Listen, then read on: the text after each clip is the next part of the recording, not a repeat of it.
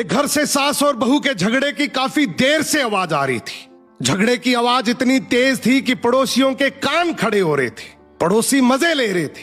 झगड़ा खत्म होते ही बहू किसी काम से बाहर आई तो पड़ोस की एक बूढ़ी औरत आई और बोली, बेटा तेरी सास तो कुतिया का मेल है, अगर ऐसे ही चलता रहा तो तेरा तो जीना हराम हो जाएगा।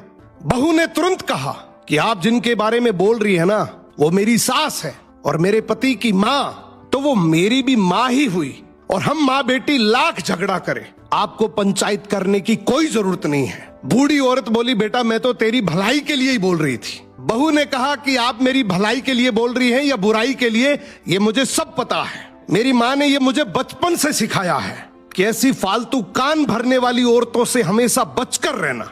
ये कान भर भर के हंसता खेलता परिवार तुड़वा देती हैं।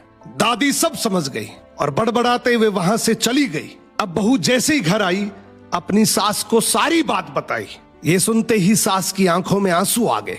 सास ने बहू को गले लगा लिया और रोते हुए बोली कि बेटा मुझे आज विश्वास हो गया कि तू मेरे घर की बहू नहीं बल्कि मेरे घर की लक्ष्मी है, और आज मुझे ये भरोसा हो गया कि तुम मेरे और मेरे बेटे को आराम से संभाल लेगी।